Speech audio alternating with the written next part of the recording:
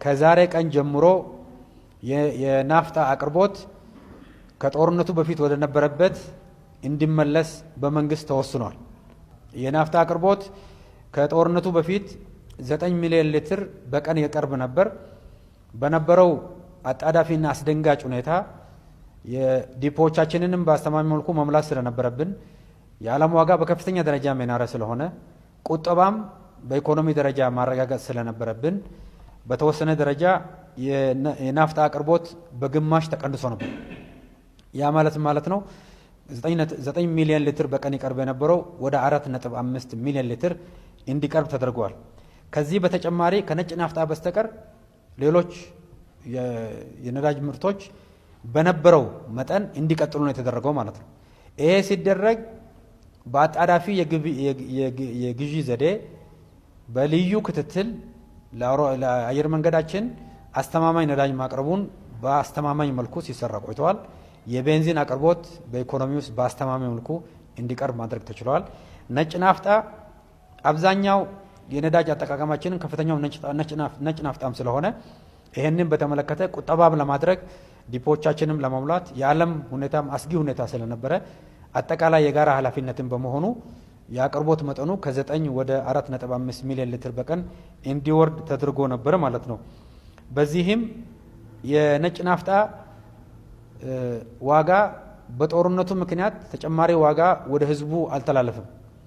ይሄ ባለመተላለፉ ምክንያት በየወሩ ከነበረው ድጎማ በተጨማሪ በሁሉም የነዳጅ አይነቶች ማለት ነው ከጦርነቱ በፊት ከነበረው ድጎማ በተጨማሪ በየወሩ 20 ቢሊዮን አዲስ ድጎማ መንግስት እየከፈለ ይገኛል ማለት ነው። ይሄ ማለት እጥረቱም እንዳለ ሆኖ መንግስት በከፍተኛ ደረጃ ድጎማ እያደረገ መሆኑ የሚያሳይ ነው። በየወሩ 20 ቢሊዮን አዳዲስ ድጎማዎች ከነበረው የማክሮ ኢኮኖሚ ሪፎርምን ተከትሎ ስናረግ ከነበረው ድጎማ ይሄ ተጨምሮ አጠቃላይ የድጎማ ክምችቱን ከ300 ቢሊዮን ብር በላይ ከፍ አድርጎታል ማለት ነው። ስለዚህ የነጭ ናፍጣ በኢኮኖሚ ውስጥ አቅርቦት መቀነሱ በህዝቡና በኢኮኖሚ አንቀሳቃሾች ረገድ ላይ የተለያዩ ጫናዎች መከሰታቸው ግልጽ ነው። የተለያየ ጉዳትም የደረሰ መሆኑ ግልጽ ነው። ከዚህ በተጨማሪ ግን መንግስት ላይ የደረሰው ጉዳት እጅግ በጣም ከፍተኛ ነው በድጎማ ማለት ነው።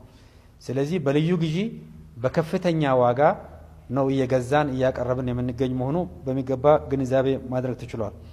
በአጠቃላይ በመካከለኛው ምስራቅ በተሻለ አንጻራዊ መረጋጋት ሁኔታውን መተንበይ ባይቻልም ባለው ሁኔታን በመገምገም የመካከለኛው ምስራቅ ያለው ሁኔታ የመቀየር ኃላፊነት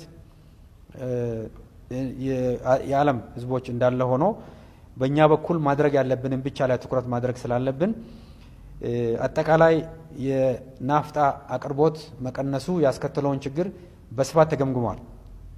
በተለይ በአሁኑ ወቅት የከፍተኛ ሆነ የግብርና ምርት ዝግጅት እና የግብርና ምርት ስራዎች የሚሰሩበት ወቅት በመሆኑ የኤክስፖርት ስራዎቻችንን በከፍተኛ ደረጃ አቀላጥፈን መቀጠል ስላለብን እንዲሁም ነዳጅን እንደ ግብዓት የሚጠቀሙ ከፍተኛ አምራች የሆኑ ዘርፎችም በመኖራቸው የተለያዩ የመንግስት የልማት ፕሮጀክቶች በናፍጣ እጥረት በከፍተኛ ደረጃ ጫና ያሳደረ በመሆኑ እንዲሁም የግብርና ምርቶችን ለማቀነባበርም የግብርና ምርቶችንም ወደ ገበያ ለማድረስ የተለያዩ ጫናዎች በመፈጠራቸው ምንም እንኳ መንግስት በከፍተኛ ውድ ዋጋ እየገዛ በከፍተኛ ድጎማ እያቀረበ ቢሆንም ከዛሬ ቀን ጀምሮ የናፍጣ አቅርቦት ከጦርነቱ በፊት ወደ ነበረበት እንዲመለስ በመንግስት ተወስኗል።